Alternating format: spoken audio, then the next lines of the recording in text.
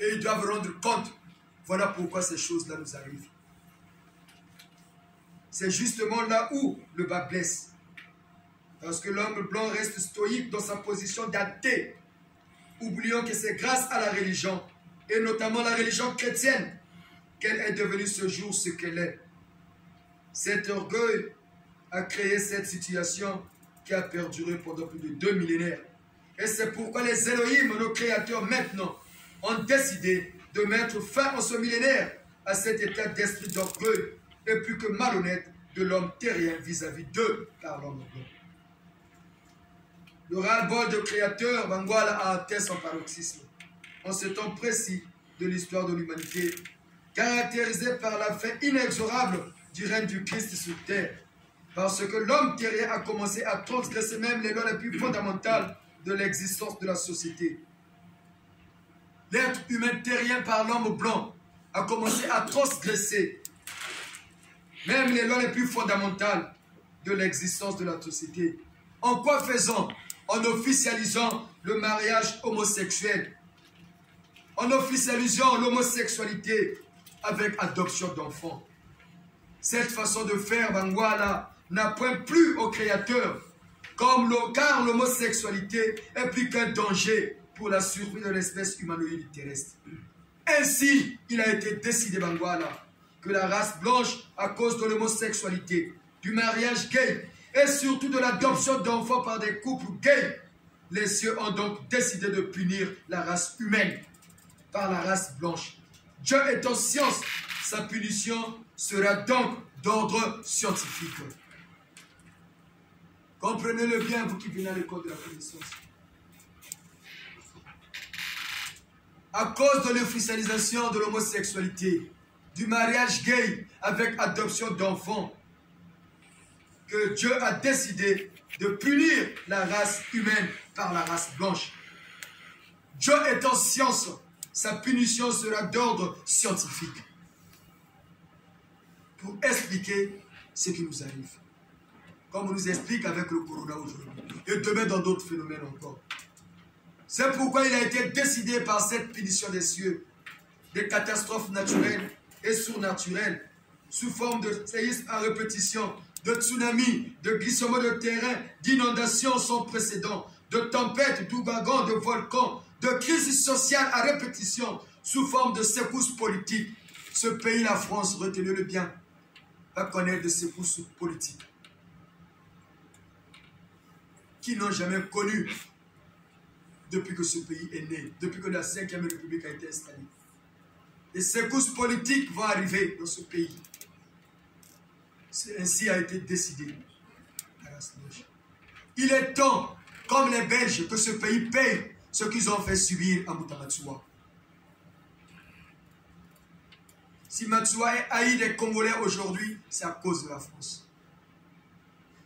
Si même ses propres parents, les Lari, méconnaissent Matsua, c'est à cause de la France. De la même manière qu'ils ont fait à notre aïeux Moutasantou Kimba Moussimo, les Belges ont payé de leur temps. Comment ils ont payé? Ils ont fait plusieurs années, plus de 500 jours. Ils étaient incapables d'avoir un gouvernement dans leur pays. Mais les Noirs ne comprenaient pas pourquoi cela arrivait aux Belges. Mais les Belges étant avancés, les Blancs étant avancés dans la spiritualité, ils avaient compris qu'ils avaient un problème. Lequel? La punition qu'ils avaient donnée en Moutasantou Kimba Moussimo. Dès que les Blancs, les Belges avaient enlevé la grosse de Tata Simon Kimbangu, ils ont eu un gouvernement. Et ils sont partis à Kamba demander pardon. Et les jours qui suivaient, ils ont eu un gouvernement. Aujourd'hui, ils ont la stabilité politique. C'est cette même cause en cette année de Mutamatsua, en ce mois de Mutamatsua, qui va arriver à ce pays-là. L'instabilité politique. Voilà pourquoi le président Mitterrand, un grand spirituel, disait après moi, il n'y aura plus de grands présidents. Il n'y en aura plus de grands présidents en France. Les secousses politiques commenceront dans ce pays avec les élections à venir. Ils doivent reconnaître le mal qu'ils ont fait à Tata Santu Matsua. Ils l'ont humilié. Mais ce vieux voulait qu'une seule chose, l'égalité entre tout le monde. Il ne voulait qu'une seule chose, le respect de l'homme noir. Voilà pourquoi il avait créé une association qu'on appelait Amicale. Maxwell n'était pas un homme de Dieu, c'était un politicien. Il avait créé une association qui fédérait tous les Noirs qui étaient en France en ce temps-là. Parce qu'il avait une vision. Et c'est ça qui lui a coûté l'humiliation. Mais tout se paye ici-bas. Et il est temps que cet affront soit payé. Matondo. Les crises sociales à répétition vont commencer dans ce pays. Retenez-le, Bébangouala. Quand on avait dit ici, il y a beaucoup des hommes de Dieu qui vont mourir, ceux qui cachent leur immoralité sous le nom de Dieu, les gens nous prenaient pour un de grandes aventures. C'est parce qu'ils sont en train de formuler, ils sont en train de mourir en cascade. Ceux qui cachent leur immoralité sous le nom de Dieu. Mina Bible, Yabakataba verset biblique va créer une église pour prendre l'argent des gens. Tous ces escrocs spirituels vont subir la fureur de Yahvé. Et il a été aussi décidé, voilà, en ce même temps, de l'autre côté de la terre, les adhérents de l'islam se radicalisent et tuent au nom d'Allah un état d'être social qui ne relève que du diabolisme, tout en cachant leur immoralité sous le nom de Dieu Allah. En effet, comment pouvons-nous comprendre se réclamer d'une religion de soumission à Dieu Allah et en même temps tuer ses semblables au nom de ce même Dieu?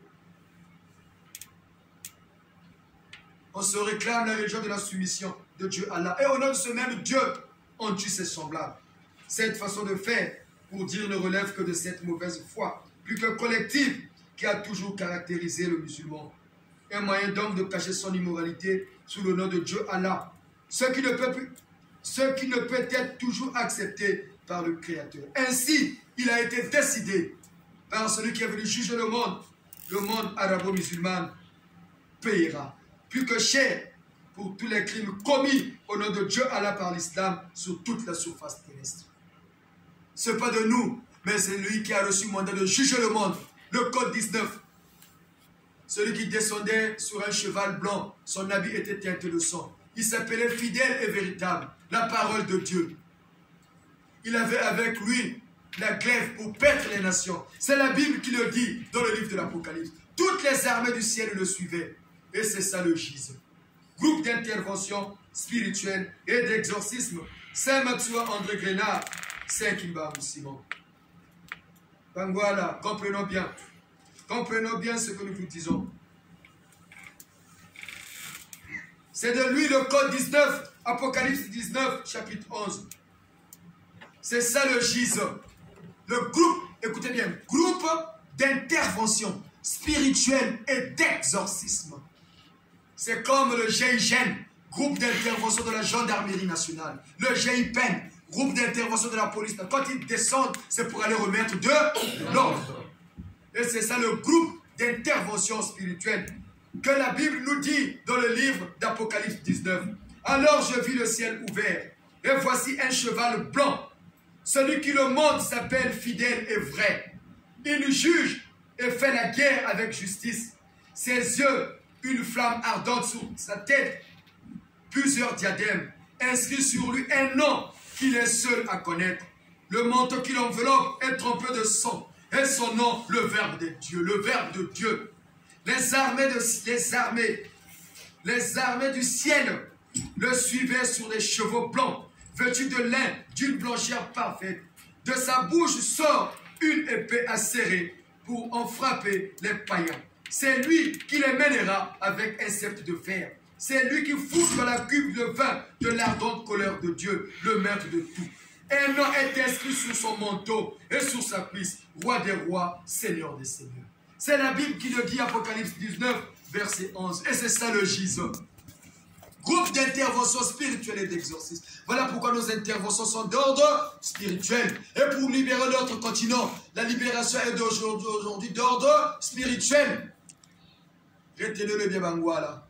Vous qui venez à l'école de la connaissance, retenez bien, c'est l'évangile de ce millénaire. Bangouala. Et c'est celui-là, le Seigneur, c'est dans le code 19. Le code 19. Allez demander des grands musulmans, des grands initiés, c'est quoi le code 19? Ils vous diront. C'est quoi le code 19? Ils vous diront. C'est le nouveau grand maître de toute l'humanité, comme l'a été le Christ en son temps. Et il est né chez nous les Noirs. Pourquoi chez nous les Noirs? Parce que nos ancêtres connaissaient déjà l'existence de Dieu le Père Créateur. Pourquoi chez nous les Noirs? Et pourquoi au Congo? Parce que Dieu avait donné une promesse à nos ancêtres. La parole de Dieu ne repart jamais à elle si elle ne s'accomplit pas. C'est ce que Simon Kimbangu avait bien dit. Quelqu'un viendra. Il aura en lui la puissance politique, la puissance spirituelle, la puissance scientifique. C'est Simon Kimbangu qui l'a dit. Et c'est ça le code 19. On vous a lu un livre ici, écrit par les membres du FBU, l'ère du verseau à venir. Tout sera réuni autour de la 19e personne. La 19e personne que Dieu envoie sur terre pour accomplir une mission donnée. Jésus était la 18e. Et le Seigneur Jésus n'était pas la première personne que Dieu avait envoyée sur terre. Mais à la seule différence, Jésus était l'émanation directe de la souche du Père céleste. Voilà pourquoi il dit, je suis le Fils de Dieu, celui qui m'avait avec le Père. Et aujourd'hui, Dieu a accompli ce qu'il avait promis à nos ancêtres. Oh Congo, Télolo, Télolo, Télolo. Oh Congo, Télolo, Télolo, Télolo.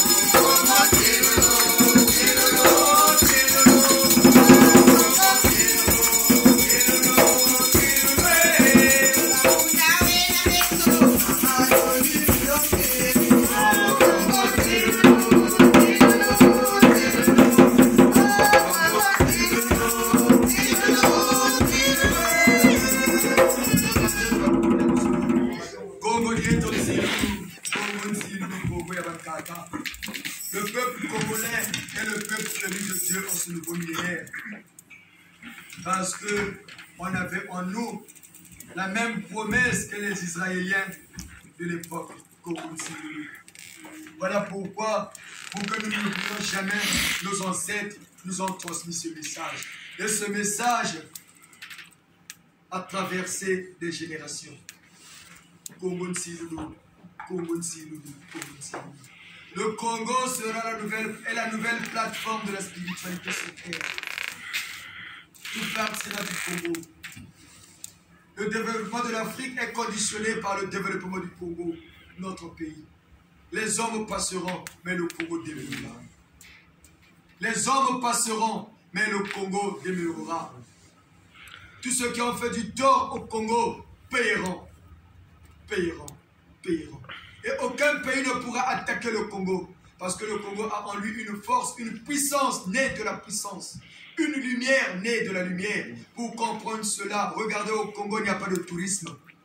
Mais Air France desserve tous les jours le Congo. 7 jours sur 7, il y a maintenant des vols sur le Congo-Brazzaville, Pointe-Noire. Et que vous rentrez dans ces avions que des expatriés, ils vont chercher quoi au Congo? Ils vont chercher quoi? Pointe-Noire a maintenant plus de vols même que Brazzaville, non? 7 jours sur 7. Brazzaville, je pense 5 ou 6 jours. Mais ils vont chercher quoi? Quand vous montez dans ces avions, pourquoi il y a des milliers d'étrangers dans un petit pays comme le nôtre? Voilà pourquoi ceux qui avaient déjà compris ces choses-là, nos frères du Bénin nous appellent toujours Congo Zoba. Congo Zoba, Congo Zoba. Parce que nous ne connaissons pas ce que nous avons dans notre vie. Et Pointe-Noire est la nouvelle ville sainte, la nouvelle Jérusalem, c'est Pointe-Noire. Pointe-Noire ne sera plus ce qu'elle est, ça changera. Parce qu'une vraie élite va naître. Les dignes représentants de la race noire, ils naîtront. Ils sortiront des entrailles du Congo, ils sont déjà là. Et l'Afrique se développera. Tout le monde viendra apprendre chez nous comme ça a été au temps passé. Remarquez pourquoi à l'époque, tout le monde voulait venir étudier au Congo. Le Congo était le pays de handball. Même les gens venaient faire comment on appelle ça, des stages au Congo. Toutes les réunions politiques se tenaient au Congo. Pourquoi seulement le Congo? Un petit pays. Regardez même notre carte, ça a la forme d'un pistolet.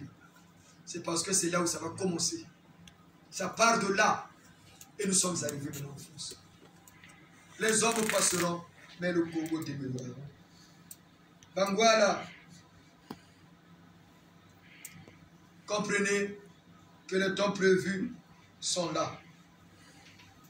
L'humanité doit être jugée. Dieu veut que l'humanité avance, que l'homme moderne d'aujourd'hui soit l'homme parfait de demain. Pour que nous aussi, à notre tour, nous devenons des créateurs. Parce que la vie dans l'univers est une succession. Toi, tu es créateur, tu crées ta créature. Ta créature, tu le suis jusqu'à son développement. Quand tu deviendras parfait, lui aussi, à son tour, il devient créateur. Et toi, le créateur, tu disparais. C'est comme un enfant qui grandit chez ses parents. Quand l'enfant a maintenant son indépendance, il prend son nom, vol. C'est pareil chez Dieu, rien n'est figé. Rien n'est figé, Bangwala. La vérité d'hier peut être contredite demain. Parce que la vérité n'est pas absolue. Elle est relative selon l'espace et le temps.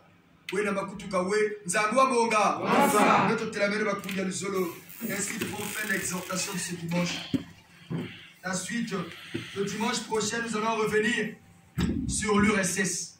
Comme il n'y a que les exhortations ce mois-ci, maman la Pépé qui voulait faire une séance, elle ne s'est pas accordée avec ses enfants. Elle a désisté. Maman Tsouekela a déjà payé, mais elle a repoussé pour le mois prochain. Et il y a que Tata Kiyindou, c'est ça, non? Pour le 23, je pense.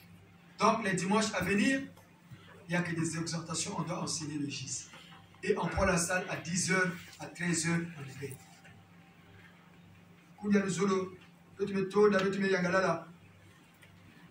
Parce que l'exhortation n'est pas finie, ça continue. Après l'exhortation sur l'URSS, c'est biblique dans l'Apocalypse. Pourquoi l'URSS? On reviendra là-dessus le dimanche prochain. Pour vous dire que c'est cette école de la connaissance qui a pour mission d'expliquer la Bible. Et c'est nous qui écrivons le troisième testament. Ça demande même que la Bible était complète puisqu'on parle de la Sainte Trinité. Le premier testament, on parle de la Trinité. On parle du troisième millénaire. Mais pourquoi 3 millénaires? Le premier millénaire, c'était le millénaire du Créateur lui-même. Il agissait par les prophètes. Le deuxième millénaire, c'est le millénaire du premier fils Jésus, le Christ, notre Seigneur et Sauveur. Et le troisième millénaire, c'est le millénaire du Fils de l'homme, le code 19, le nouveau roi de l'univers.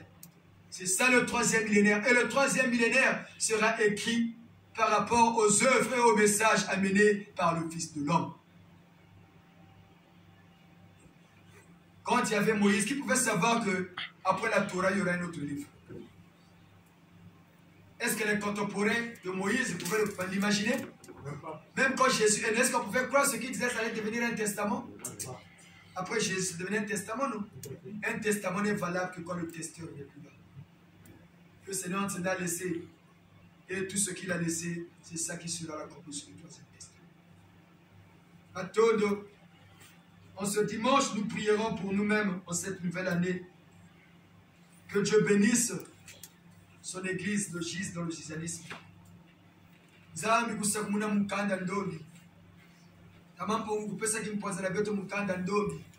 Que nos ancêtres se mettent debout pour nous aider, nous donner la force de se lever comme un seul homme. Pour le développement de notre pays, le Congo. Pour le développement de notre continent. Pour la renaissance de la race noire et pour le bien de la race humaine dans l'humanité. A todo.